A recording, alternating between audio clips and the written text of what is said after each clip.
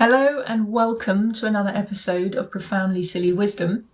Is it irresponsible to be joyful when there's so much suffering in the world?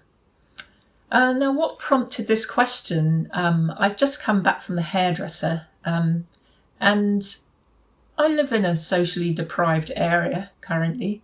And not that this has to just be something that happens in socially deprived areas, but I came back from the station. As I was walking back from the station, I saw a crowd of people, and unfortunately there was a young lady sitting on the side of the bypass, the road, and sort of a ledge basically, and thinking about possibly throwing herself off, I'm guessing. And that's that was quite upsetting to see. And it prompted this question, and I think it's been brewing in my mind for a while, because I feel like there's a sort of belief that somehow if we choose to focus on joy and joyful living, that maybe we're sort of bypassing somehow, or, not facing reality, and maybe ignoring other people's suffering. So I thought that was something I could address today. I've been talking a lot about how to have more joy in our life, assuming that most people think that's a good thing. And I've talked about, so the last time I spoke about the Page of Pentacles, and how, the furrows of drudgery, I call them, and how we can kill our joy when we fill our life up with too many of these tasks, that are boring, and that they come from this should energy, and they come from our past programming, all the things that we believe we should be doing, and keeping up with this to-do list. And if we do it mindlessly, i.e. just out of our programming, we can end up doing all manner of things that actually are draining our battery and sort of killing our joy. And the other thing, I mentioned sort of in the Page of Pentacles, you've got the mountains, and if you like, I called those, I think, the mountains of challenge.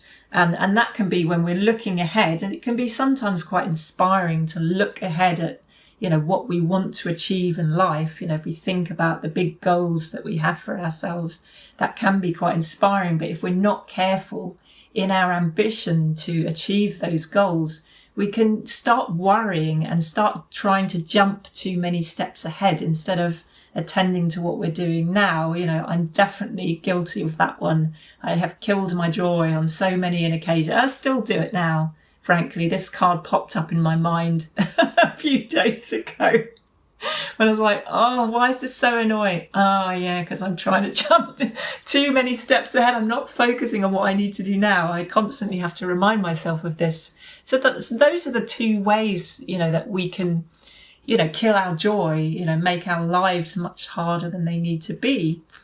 So, the fields of joy are the present moment. They're where we are more like children. We're more playful in our response.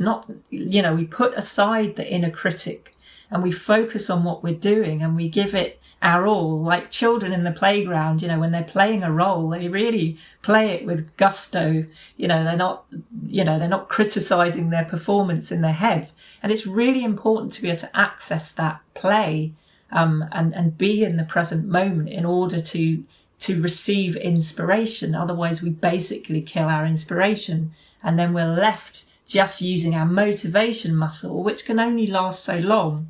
So that was kind of a brief summary. So don't bother watching last week's video if you haven't. I've just summarized it for you.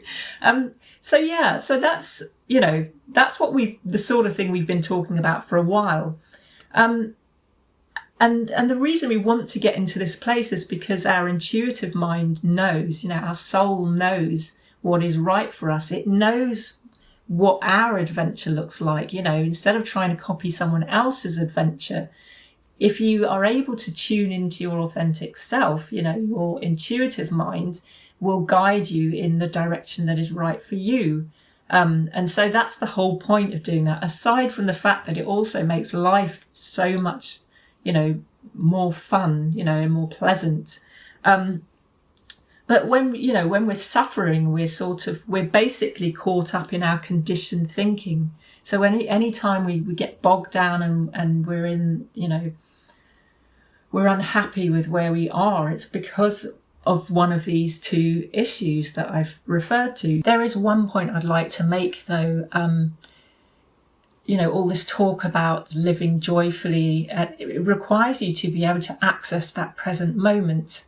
And if you have experienced a real trauma, then you do actually need to address that first, because the baseline for relaxing into the present moment is a feeling of safety.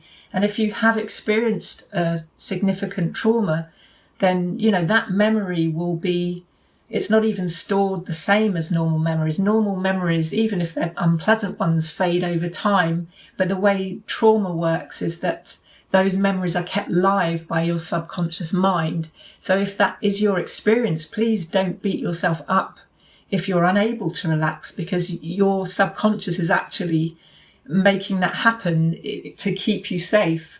By no means feel bad if you do struggle to access that kind of relaxed state, and do get help if you need it. So back to the question, is it irresponsible to be joyful when others are suffering, when there's so much suffering in the world? Obviously, I'm going to say no, given that I've, thrown the gauntlet down to myself to, help foster a joy revolution. But there are some good reasons for that. Aside from the fact that being joyful yourself gives you more resilient to deal with the challenges in your life. If you get infected, if you like, by someone else's suffering, you get dragged down by their suffering because you over-identify with it, then it makes you less able to deal with the challenges in your life, which then puts more pressure on the people around you, especially your loved ones, to kind of support you. Now, obviously, there's nothing wrong with asking for help when you need it.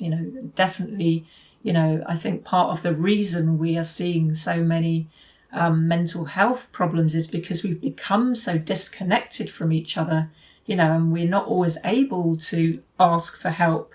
That's just one of the realities, so a joyful life is definitely a connected life, but we're talking about our own, our own individual experience at this point. So it makes you more resilient. It also, as I've said, opens you up to more creative insight. So not only do you handle the challenges of life better, but you're able to tune into that creative wisdom that guides you, so it guides you in the direction that is right for you. But also it makes you more resourceful in relation to other people. So, it helps us to come up with creative ideas, not only for our own benefit, but for other people. And, boy, do we live in a time when we need more creative ideas, because if we keep living the way that we have been living, we'll destroy the planet irreversibly. But obviously, the more of us as a collective who can tune into our creativity, the more we're going to come up with solutions to these really intractable problems, climate change, and just the way that we're living, so disconnected from each other, despite all of the communication tools that we have at our disposal. But it's being in tune with that creative mind, with that intuitive mind, that's going to help us as individuals, but also as groups of people, to come up with answers to these things so that there's less suffering in the world, not more. So that's my answer to the question, so by being joyful, which is basically setting an intention to be joyful. It's not about never feeling sadness. I certainly felt sad as I, looked at the situation unfolding in front of me, and I said a prayer.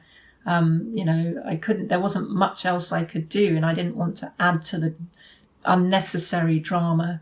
But for me, being authentically joyful is about tuning into your deeper wisdom, because your soul, if you like, your heart, or your intuitive mind is not caught up in those stories. Your soul knows what is best for you and is guiding you at every moment. And so it's really just about creating the space to live from that wisdom rather than from your old programming. So that to me is what, that's how I live a joyful life. It's by learning to trust that deeper wisdom so that I don't have to get bogged down in these stuck sort of stories, if you like. And believe me, I've spent many years stuck in my stories in my head, so it certainly isn't a criticism of anyone who feels that way. By doing that, we're actually not only making life better for ourselves, the experience of our life better, but we're actually also adding all of that positivity into the field. We are actually part of a unified field. This is a quantum reality, and actually everything, all of our thoughts carry a charge. We know when someone's in a good mood or when someone's in a bad mood, and it affects everyone around us. We've all been in situations where we have loved ones who are suffering, and it's hard. It can be hard to stay resilient when other people are suffering. And so by learning to again let go of our conditioned mind and tune into our deeper wisdom, we're not just doing that, we're not just making life easier for ourselves, we're actually making it easier for other people to do the same. We're actually adding that positive energy into the field, and it acts as a kind of, it gives like a buoyancy to other people. It's so much easier to do when other people are doing it as well. And the more of us actually that join together and choose to actually live from our deeper wisdom rather than, our programmed minds, the more of us who can do that, the more we will create this, we will strengthen that within the collective field and make it just easier for everybody. So, there are some really good reasons as an individual to, choose to practice joy, to tune into your authentic self. But it's also actually better for everyone in the long run. So I hope you found that helpful. If you did, then please like the video. And if you know anyone who would benefit from hearing this message, then please share it with them. And if you haven't already, subscribe to Profoundly Silly Wisdom. I look forward to seeing you on the other side.